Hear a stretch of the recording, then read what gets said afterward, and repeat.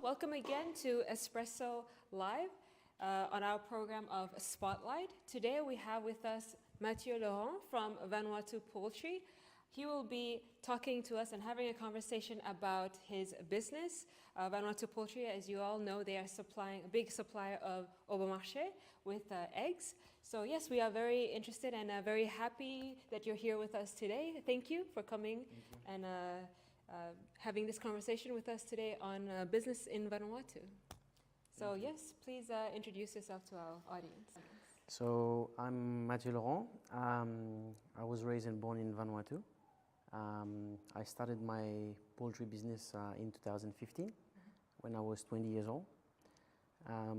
We started the business really softly and slowly, and today we are the major producer of Vanuatu in eggs.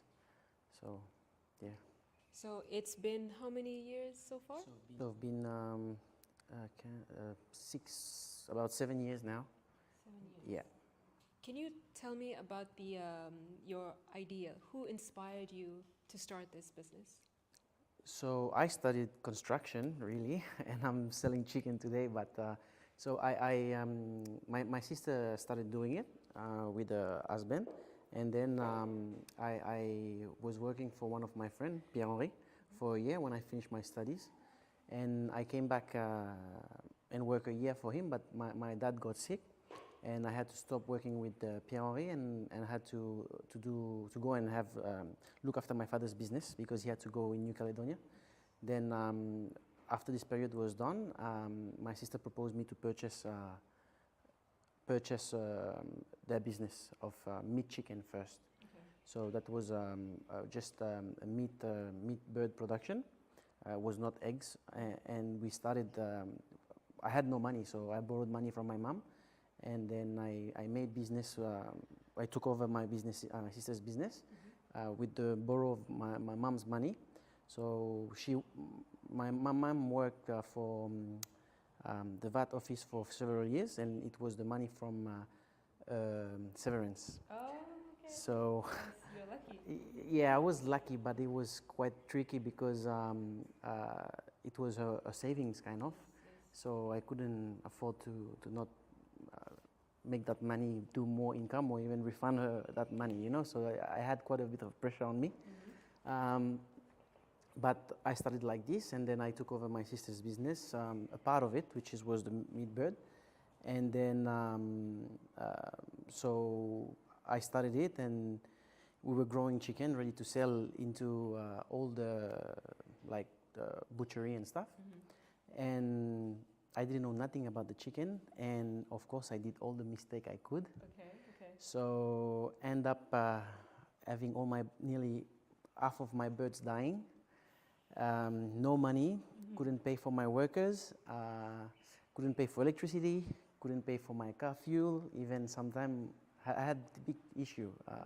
So for 3 months I was crying in the shower by myself.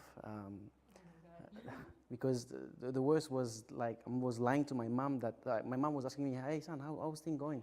And I was like, "Oh, everything is good," but actually I didn't know how to tell her like I wasted your money. Oh my God. So it was quite a bit of money that she lent to me, and it was all her savings.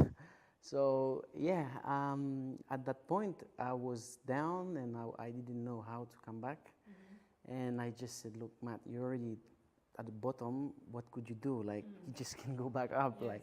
So slowly, I couldn't pay my workers. I asked them if they could wait, and I would pay them a bit later, but I would pay them. So they stayed with me, and we work, and then I was sell the rest of the chicken that was still alive. We managed to sell it, but at the time I was young, so the butcheries and stuff like that, they were like telling my sister's husband, like, "Why did you sell the business to that guy? He doesn't know how to do this." So my bird was not on time, so they were, you know, so it was quite of a pressure on me, and I was only 20 years old, no experience, but yeah, so slowly I deal with the little bird that I had, and I was just like, okay, I sell those birds, the money comes in, I pay this one, like it was daily cash, like daily cash. Cash flow. The cash flow was like daily. Okay. So slowly I went back up, and then I managed to increase production and get back on my feet. And 2 years later, we multiplied the original amount of bird that we're producing when we purchased from my sister by 5 times. Oh, So congratulations. we go up fast, and at that stage we started to see that the business was going good. Yes. And then we purchased the other part of my sister's farm, Okay. so which is eggs side of the business.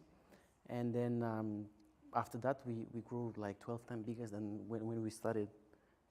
So in only 3 or 4 years time, we grew 12 times bigger when that at the beginning we were at, you know, like sales wise. So after that, like so it's been a few years, we've been going on and everything was going fine. So 2000, so we borrowed some money after that from the bank and stuff, and everything was going fine. And it was quite complicated because I didn't have the cash to purchase the upfront things. So while I was purchasing stuff and going slowly up, and you know, and so 2019 we made big investment. We were like, okay, 2019 is our last big investment, and 2020 we're gonna have the fruit of it, and that's it. We are done with investment. 2019, huh? Yeah, so big investment 2019 and 2020.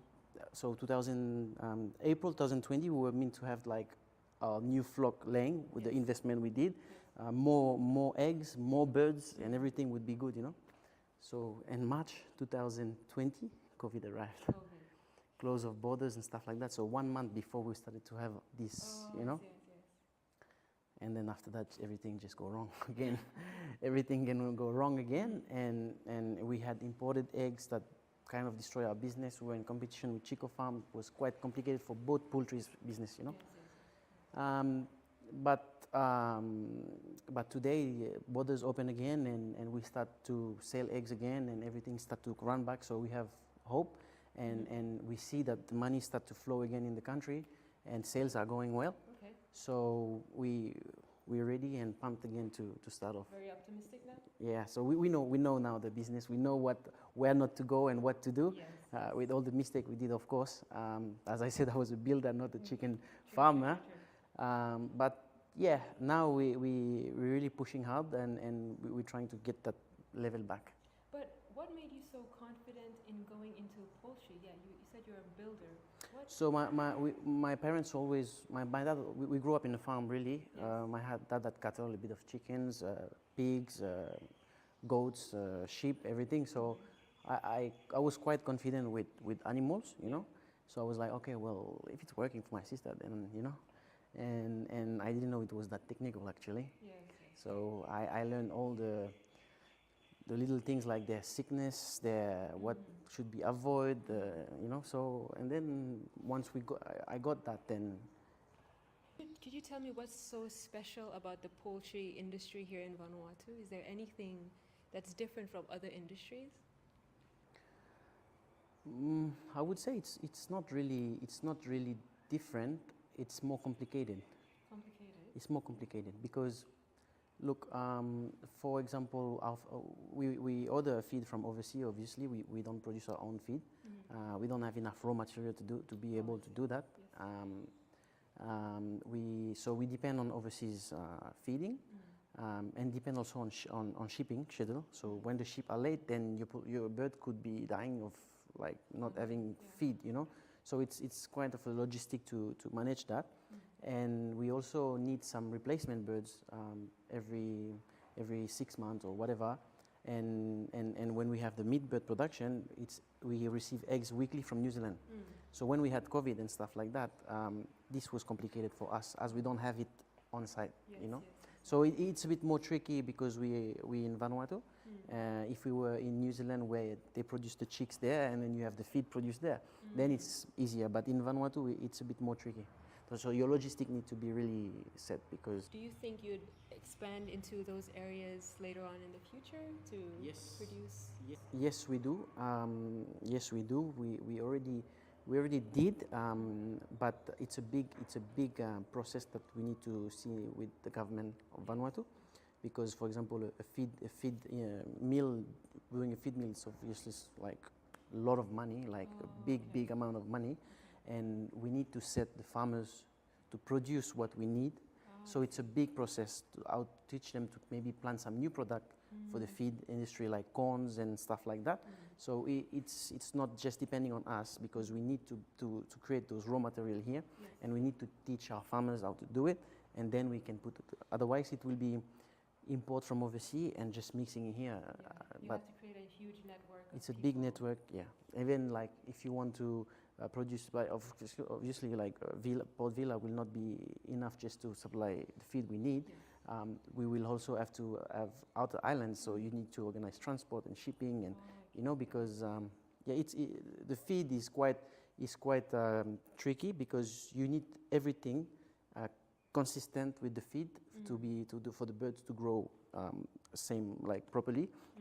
So nothing can be mixed like today we mix like this, tomorrow we mix like that. Everything needs to be constant every time.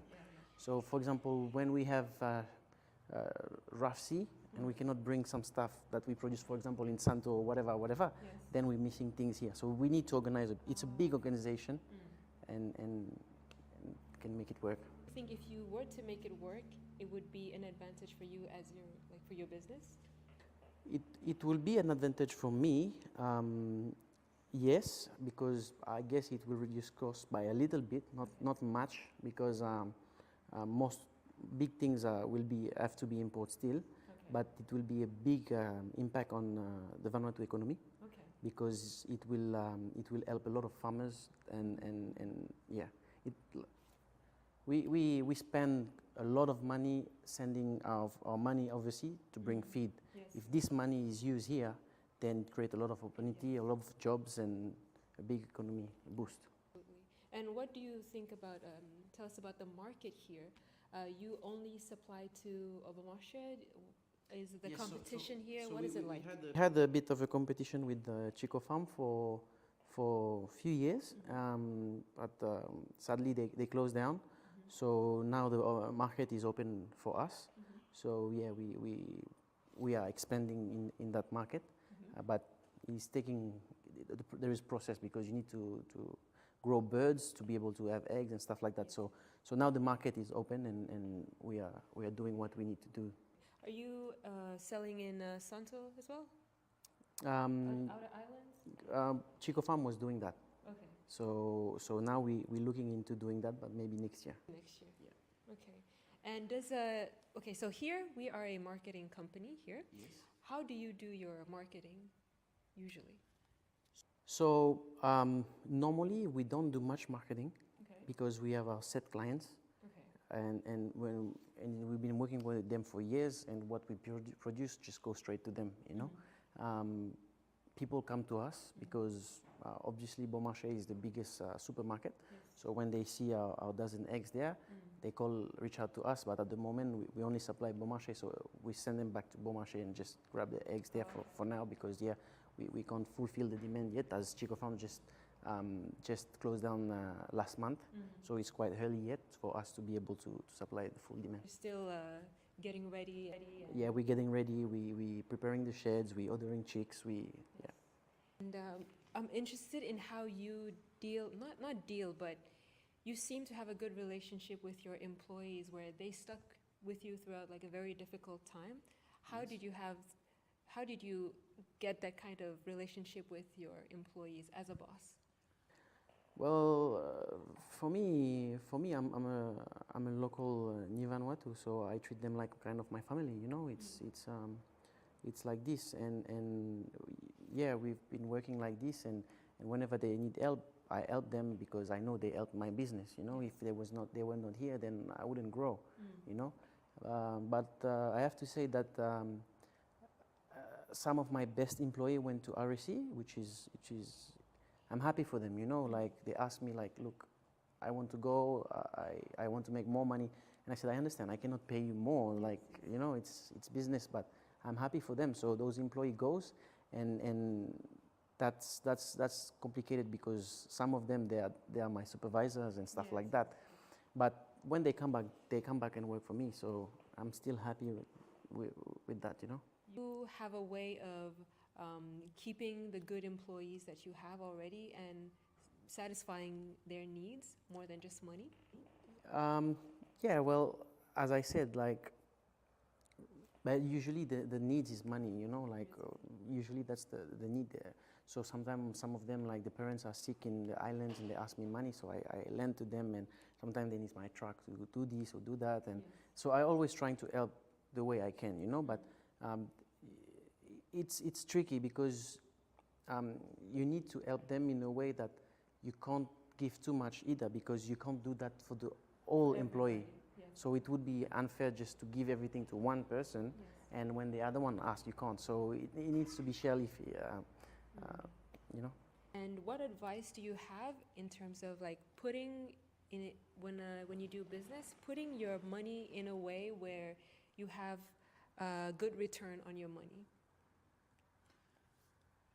So with our business, we don't have, like, what we do is just that we know that if we produce, then we get money. So that's normally where we put our money, you know. We don't try to do several things. We focus on what we need, because now we have a big demand. So we're just always focusing on that. So, and we know that's working. So we don't play around everywhere with money, where we put a bit here, we put a bit there. No, we really focus on that, and that's where we want to go. So Shifted from chicken meat to eggs. yes. How did you make that decision to, okay, now I'm ready for chicken, egg, and eggs? No, so we were doing chickens, and then chickens were working good. So my sister wanted to live in Australia, Okay. so she said she wanted to sell the farm. Yes. But of course, if you sell the farm and my farm is next to it, that becomes a threat to my business. Yes. If someone buys it, you know. So the good idea was for me to buy it, and I'm the only one on supplies, and my only competitor would be Chico Farm. Well, if I don't buy that farm, then I have Chico Farm, and I have myself, and I have a new one coming, New one, yes. which could be doing what I'm doing now. So the best option was to buy my sister's farm, and yeah, so that's how we did it. What advice do you have on getting good clients and keeping your clients satisfied? For example, you have Obanwache as your biggest client. How has it been keeping that relationship well? So when you have a client like that, obviously they are the biggest, and they have a certain how do you say, they have certain quantity that they want, and certain quality that they want. So we've been having a good relationship, because the eggs are always fresh, and we always fill the orders that they need. So that's how I've been going, and then my family has been working with them for years. My dad has been supplying, like, vegetable and lemon and stuff like that for them. So we knew them for quite a while. Okay. So when we went there, and then the door was quite open for us. Did you have a trial run first with the Obanwache? No, because my sister was already supplying, so I just came and took over. Okay. What advice do you have for young people who want to get into businesses as big as the poultry industry here in Vanuatu? Well, you know, when I started, I never think that I would be there today, like the biggest poultry farm. I was just doing my own thing, and I was looking at those big companies, like, how did they manage to do that? When I saw my sales, monthly sales, that when I started it, and the hard work every day that I was putting it, and I was just like working, and I was like, how did those guys become so big, you know? And I just work, and one day I turn around, I'm like, oh frick, You're here. I'm here, you know? Yes. So yeah, it's just like focus on what you're doing, and like, you know, when you start business, like a lot of people came to me and like, oh, you know, poultry is just 3 years time and everything's gonna sink, and you know, and I turned around and I said nothing, but I listened to what they said, and in my head I was like, you know what? I'm gonna show you that what you're saying is wrong, and I'm gonna prove you, and that's what I did. So I used the negativity to push me further, you know. And if you concentrate on that, then you stay in that circle of negativity, which doesn't bring you up. So you need to take this and show them that I will prove you wrong, and I will do what needs to be done, and I will change things. You know, some people are really afraid of failure. What advice do you have for those people? Oh, I failed, and and so what? It's my knowledge. You know, at the end of the day, like no one puts any bread on my table. I'm the one making my own money. Right. You know, so whatever criticisms they have against me or whatever, I don't take that as big as what people should take, because then it just affects you. At the end of the day, you just do. Every experience is a good experience, good or bad. So when you have a bad experience, it's still something that makes you stronger in your life anyway. So you use that as an energy to boost you, you know. So it's a lesson that you learn, and you know where not to go anymore. But if you don't have this, then you don't learn anything. That's the part of the life, you know. So if you're motivated to do something, just make sure you calculate the yes and the no, like the minus and the plus. Yes. If it's plus and you show off what you calculate, get a certain amount of what if Right. this goes wrong. And if you minus all of this and it's still in positive, then go for it. Okay. You know, and take all the risks that can be taken, like out of your calculation. And if it's still like, oh, even if I this happen and this happen, this happen, then I still make money. Then try it. You know, Nothing to lose, right? Especially when you have things to lose. Of course, nothing comes with, yeah. But at the end of the day, it's your own experience, and it's something that teaches you lives, and that's how it is. So. But speaking of that, could you tell me about the support that you have around you during that time? Did you have anybody who supported you a lot? Maybe your parents, maybe your... So my parents were not in so I would say like in terms of logistic and stuff like that, my parents were not couldn't be really supportive, because they didn't have these kind of things before. My dad was a farmer, you know, and my mom was working at the VAT office. So all this logistic and stuff, I had to manage it myself, really.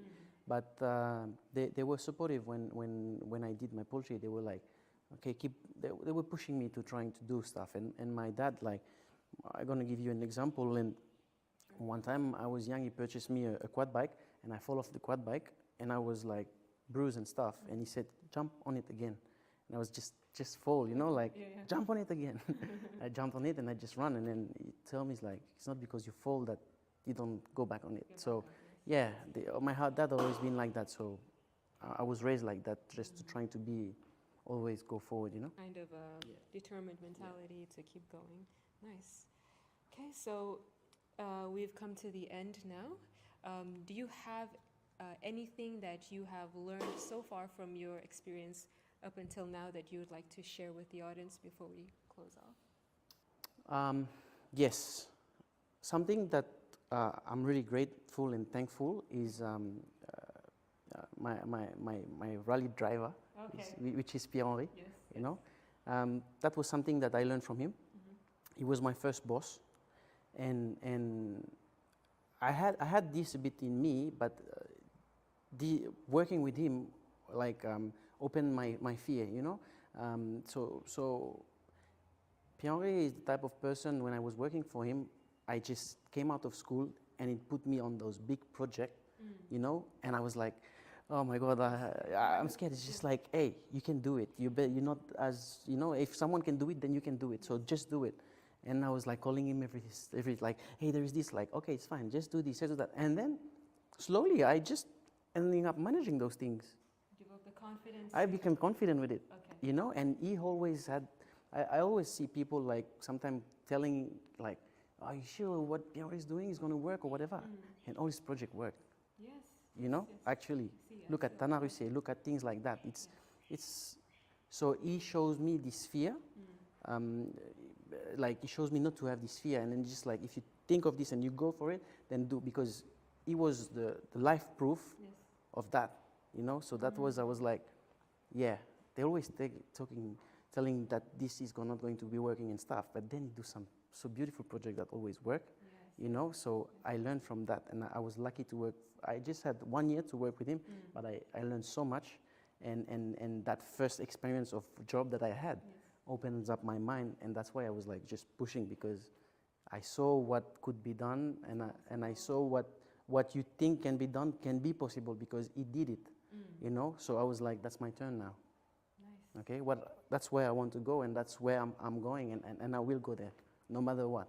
Saying to the audience that anybody could do that if they have that kind of mindset. That's why I'm saying you need to really calculate the plus and the minus, Okay. because just don't go like, okay, I want to be an astronaut. That's it. I'm going to the moon. Like, no, there is way to do it. You know. Yes. So make sure, like business-wise, to make a proper plan, make a little survey, and calculate the finance that needs to be on it. What I do usually is that I calculate whatever finance I need on it, and I times it by 2. Okay. At least you know that Yes. if the biggest thing happen, then you're still covered, you know? Yes. So yeah, just a lot of calculation, and if you think that's right, then go, because no one else will do it for you. And in life, you're better off having regrets than, in French we say remords, you know? So you're better off like, I did it, but I shouldn't have, instead of, I should have. You see what happened now? Like, I don't like this. I don't like that. If I think I should do that, then I do, because otherwise I might regret that I should have done it, you know? But then again, it depends on, you need to scale, you know? Yes, of course. You can't just jump into something that you can't, or like tackle. So in my business, for example, like I said, the logistic and stuff, I learned a bit with Pierre-Henri, but doing studies in construction, we had numbers, like we were dealing with numbers. It was just like every day, numbers. So when I did the poultry, those construction numbers was just becoming accounting, you know? So I just used the numbers because I knew the numbers, and I just put it towards accountings, and that's why I could have come, because our study in construction was quite pushed in mathematics and stuff like that. So accounting is just mathematics, so I just used that, Not intimidated by that at all. Nice. Okay.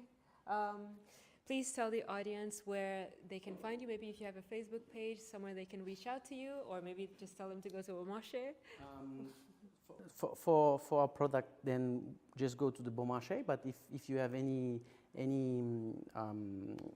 questions that you want to ask me, just send me a message on my messenger, and I will be happy to help whoever needs help, and if a question I need to answer, then yeah. You are Matteiu on Facebook? Yeah, I am. Have his Facebook and links down below, and also go to Bon Marché to check out their products. They're really good, and I'm sure everybody else already knows your products from Bon Marché. So thank you again, everyone, for another episode of Spotlight, and thank you, Matteiu, for coming today. Thank you. It was very short notice, but you made it. Thank you. Thank you. And we'll see you again next week on another edition of Spotlight, powered by Espresso. Goodbye. Thank you.